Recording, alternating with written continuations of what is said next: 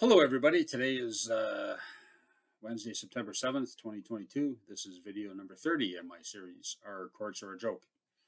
Again, let me caution you, this is not professional legal advice, just the ramblings of a 55-year-old man who has been completely screwed over in family court for the last 16 years in the province of Ontario.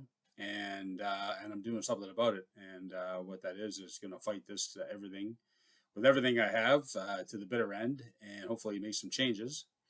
And I currently have one case that's awaiting appeal to the Supreme Court of Canada. In the meantime, I'm still having to deal with that, which is what I'm going to talk about in this video.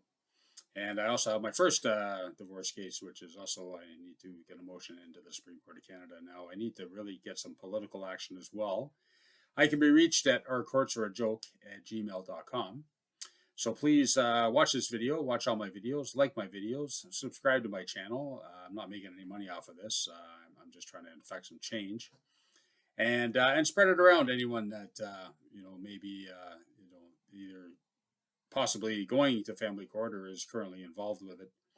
And we really need to make some changes because men are the lowest thing on the totem pole when it comes to this country. We have children, we have women, we have animals, we have the environment, and somewhere down here we have men, right? So, our courts are a joke, and any man that's been through family court will tell you that. So today I went to the court office. Surprisingly, nobody there. I got in really quickly, and I needed to file to see about getting a stay order on the garnishment of my bank accounts that's been going on, and not much point going to work when I don't get paid. I don't get a dime of it, which I'm now 2 months in arrears of my child support. Well, of course, they're garnishing on my money, so they're going to say, well, it's going to the cost. And I'm going to say, well, no, it's supposed to be going to the child support, right? So, how do we want to take this dollar? This is fun. I can do things on camera. Anyway, where are we going to direct that? So, of course, I have to do with the Family Responsibility Office, otherwise known as FRO, which is basically just the muscle, right? So they're the muscle that enforces court orders. I would like to get some statistics on Family Responsibility Office. See how many of the payers are men, and see just how much money a year they collect, because all money has to go through FRO for child and spousal support. Like I say, the women have this whole government agency that collects money from exes and whatnot. And when you're single, you do what you want.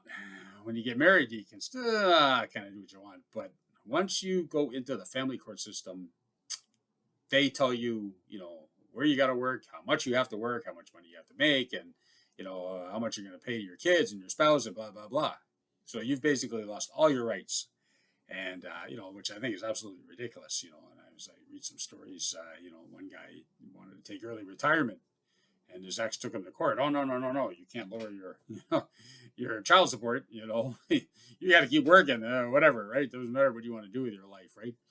So when you get married, your wife can, sit on the couch and do nothing and get fat and not do anything, whatever, and you're powerless to do anything about that. But as soon as you try to leave that relationship, oh, well, now, Mr. You, that's a different story, right? So our, basically our courts are a joke, and our whole country is a joke. We see that every day.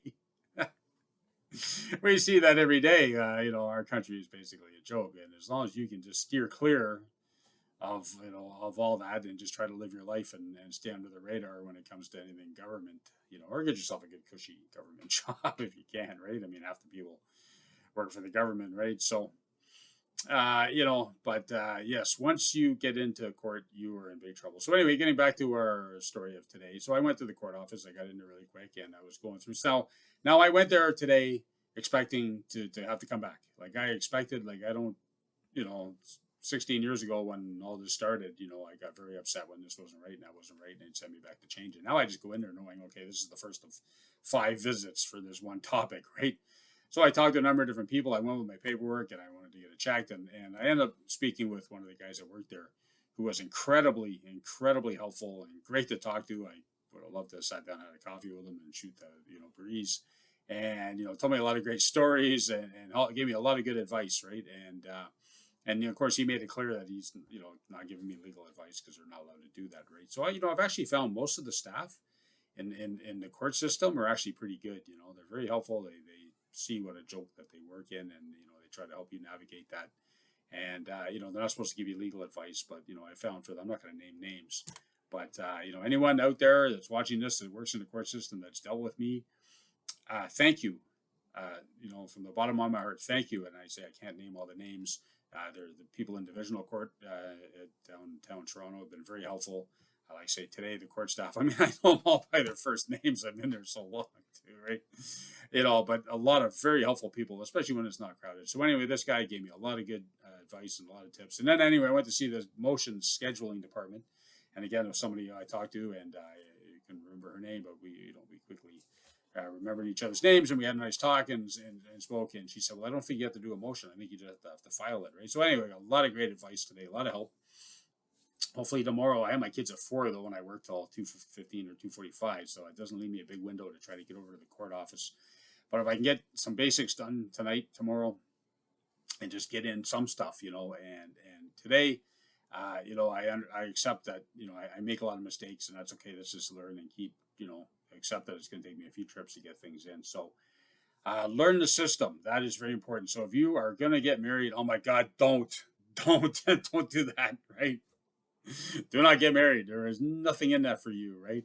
And, if you do, make sure you get a prenuptial agreement and get her lawyer to review it and sign it and everything, because they just throw them out of court anyway, right? Like, what, if a woman signed a document, it doesn't mean anything, right? So, as I found out with my first wife when we signed a separation agreement a year later, don't worry about it, But anyway, so yes, get your, and if you're in a relationship right now and you think it's coming to an end, speak to a lawyer. Don't let her find out that you did that, but speak to a lawyer. And my advice right now to learn is you need to lower your income. You can need to get her bought out the door and up her income so that you're level, or get her higher. If you have assets, you need to protect those, and you need to look at that, right away. If you have money in the bank and you go buy a motorcycle, it doesn't matter. It's still an asset, right? It doesn't, you're just moving it from one column to the other. Go on some nice trips or something or whatever, do what you need to do, but speak to a lawyer beforehand. And you really need like a 3 or 5 year plan to exit a marriage, okay?